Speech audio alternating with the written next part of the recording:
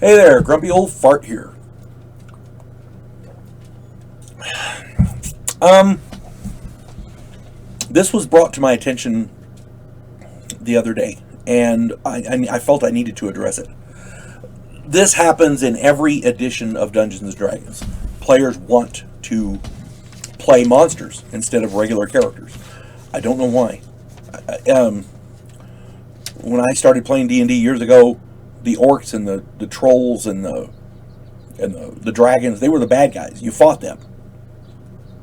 Any good dragon was very limited in capability, and he was usually there to answer questions, but that's about it. He didn't try to eat you, thank God, but, my contention is there's players and there's monsters. You got to keep them separate. That's my contention. In later editions of Dungeons and Dragons, players are allowed to play monsters as characters. I have never, ever liked this. Most monsters have inordinate and unfair abilities such that if one player runs a monster-type character, all of the players have to run monster-type characters for play balance. No edition has leveled the playing field in this area. Even first edition Advanced Dungeons and Dragons Drow elves are overpowered. If you look at elves in the player's handbook, and then you look at the Drow elves in the Unearthed Arcana, the Drow elves are, oh my god, overpowered. As monsters, they're great. As player characters, once they became player characters, a race that a player character could run in the Unearthed Arcana, why in God's name would you run any other kind of elf?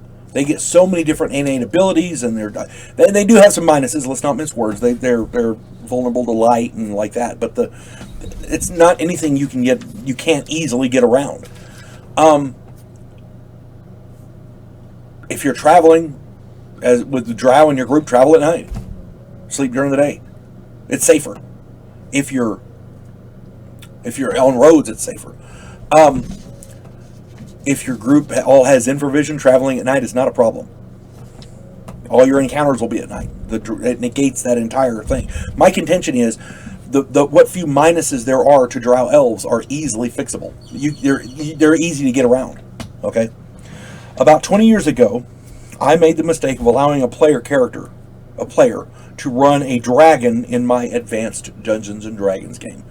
And this player was a young child, and her father wanted her to get into D&D because Dungeons and Dragons, say whatever else you think about it one way or the other, it helps you in school because it builds reading, it builds math, cognitive abilities, logic, and she was struggling in school, so her dad wanted her to get into D&D to help with that. And I'm all for that. I got no problem with it. But she was crying she wanted to run a dragon. I said, okay, fine. Let you run a dragon.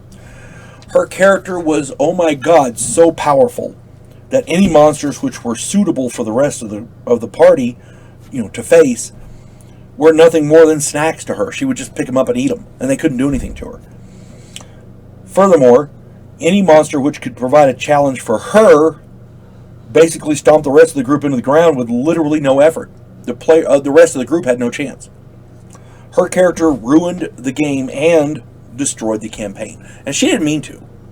It wasn't her fault. It was my fault. I'm the one that allowed her to do it. But it taught me a valuable lesson. There is no way to run a monster in first edition Advanced Dungeons and Dragons as a character and it be fair to the other players. You can't do it. It's just not possible.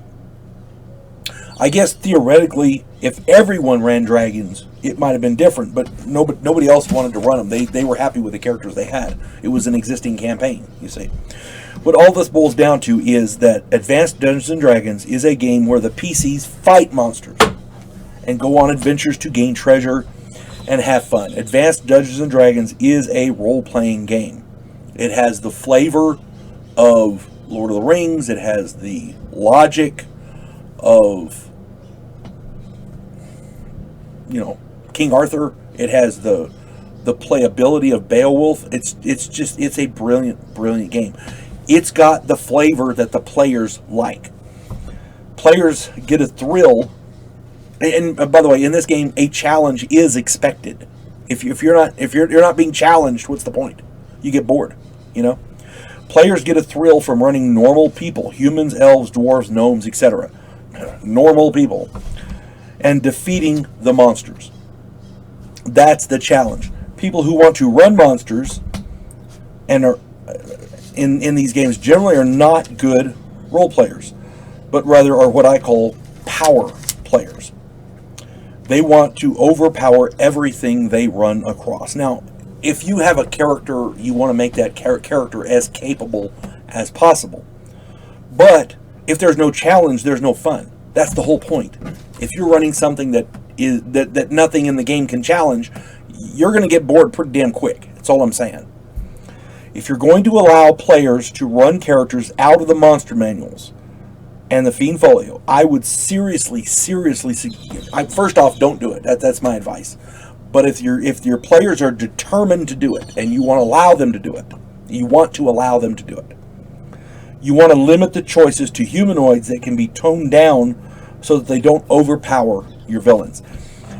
Minotaurs are not bad. They're very, very strong and they have a lot of neat little abilities, but they're dumb as a box of rocks. There's no Minotaur wizards, you know, that kind of thing. That's reasonable. Bugbears and gnolls, things like that. You know, maybe an orc, because we have half orcs in the game and they're okay. Orcs aren't bad, but you got to limit them. Don't let them run a dragon. Don't let them run an ank egg. Don't let them run, you know, a dragon horse. Don't let them run that kind of thing. Under no circumstances would I allow a player character to be a lycanthrope with no intent to be cured. Now, sometimes players are infected with lycanthropy during the course of the game, and that's cool. But if I was infected in real life, if I was infected with lycanthropy, one, I'm looking for a cure, and if I'm not, there's something wrong with me up here. Two, I'm looking to limit my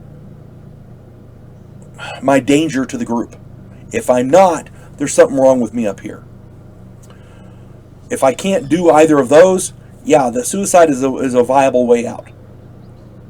That's, you know, as much as I'm against suicide, that would, because in that case, there's, as a player character, you don't want to hurt the party. If you're okay with party members dying because you've been infected with a disease, there's something wrong with you.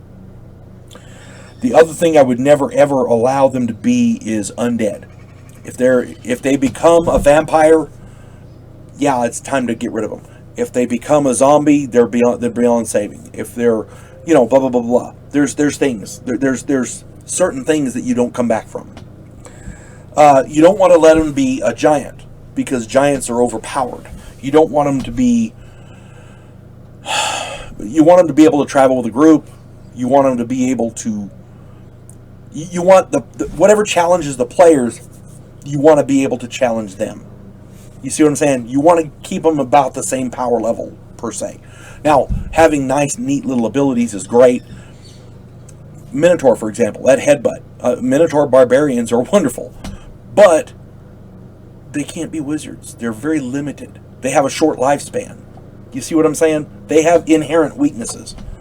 Minotaur, I think, is okay. Gnolls, bugbears, orcs, you know. It's when you get into the big monsters, that's the thing you don't want to allow them to do. And again, I've been playing D&D for a long time, over 40 years.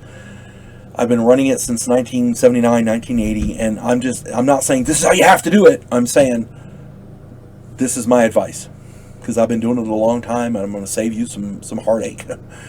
But again, play the game how you want it, and I hope everybody has fun. You folks have a good day. God bless one and all.